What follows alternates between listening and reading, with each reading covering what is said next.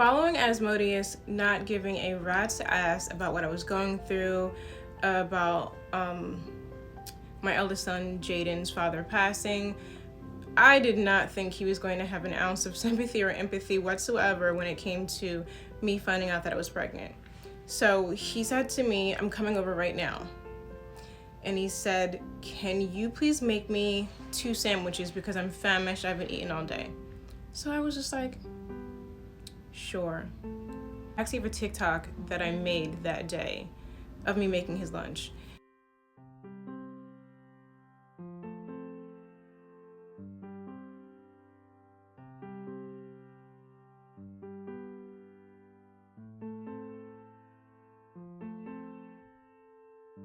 I asked him, "Do you want your bread toasted? Do you mayonnaise or mustard? Do you want a pickle? How would you like it? You want lettuce and tomato?"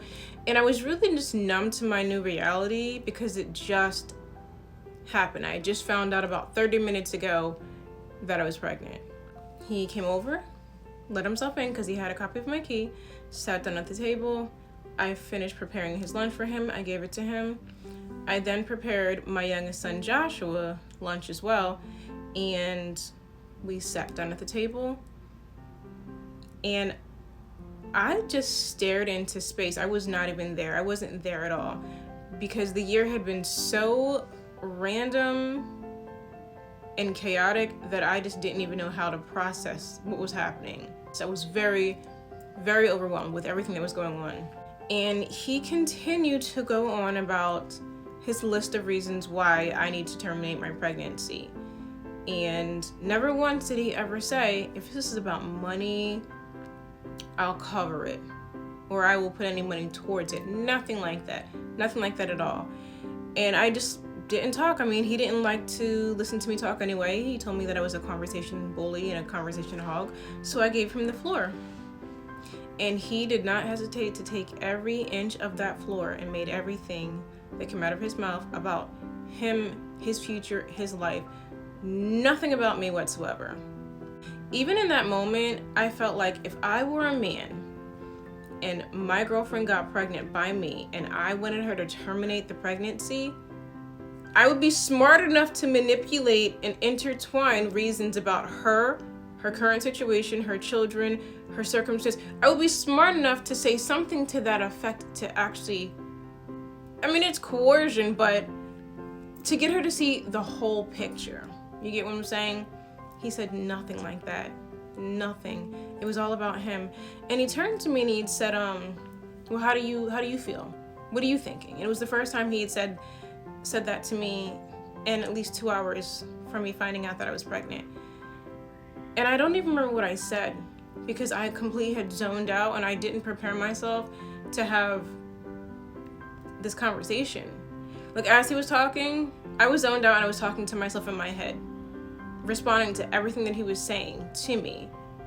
And I couldn't say it to his face or out loud because for what? To lose this whole entire argument? Like, I don't stand a chance anyway. I haven't stood a chance in a debate with that man in like 3 months. He's not going to start giving me that right now, despite my circumstances, despite how my body's compromised right now, despite the hormones, despite my emotions. He's not about to sit up here and rectify my feelings or my viewpoints based on the fact that I am pregnant.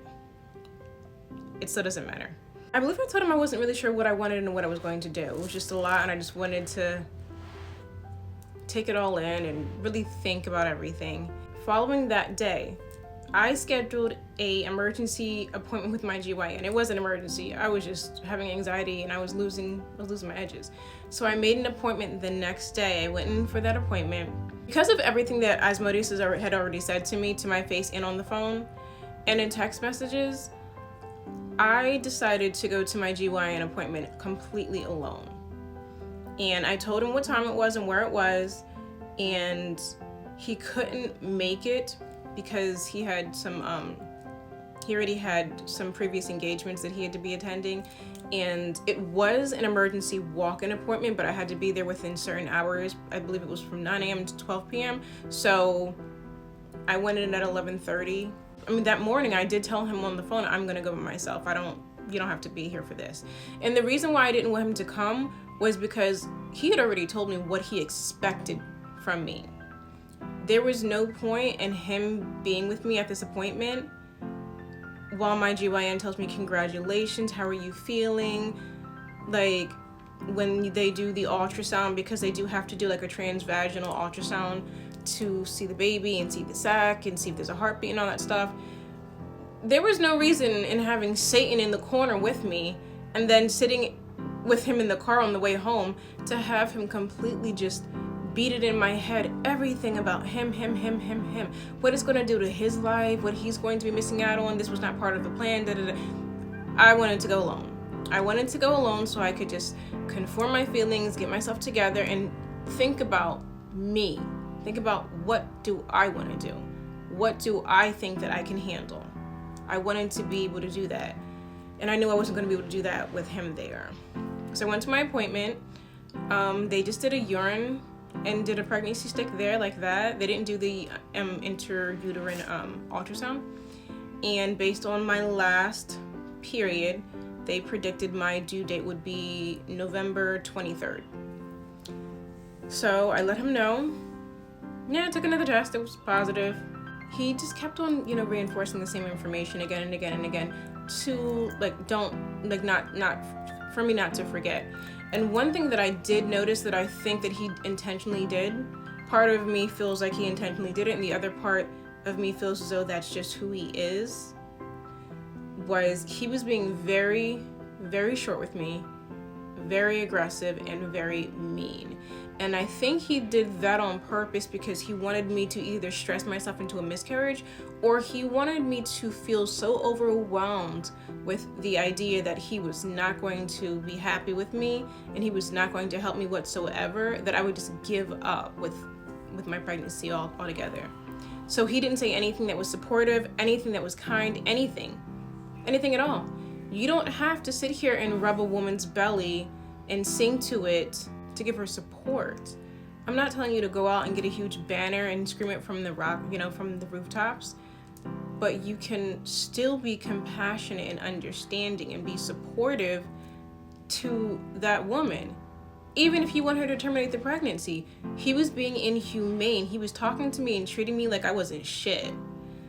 And I was just like, this is just too much. There's a lot going on all at once. Like, can you chill for a second? Every time I spoke to him, whether it was in a text message or a phone call, following that appointment, it was all about, did you schedule your appointment yet? That appointment. And it would just completely turn me off. I'm like, I don't even want to talk to you no more, really. I don't want to talk to you. Like, I don't want to talk to you right now at all. You're getting on my nerves. You're making me feel like shit. And I already feel like shit physically. The following day, which was a Friday, my eldest son, Jaden, who has autism, had a crisis.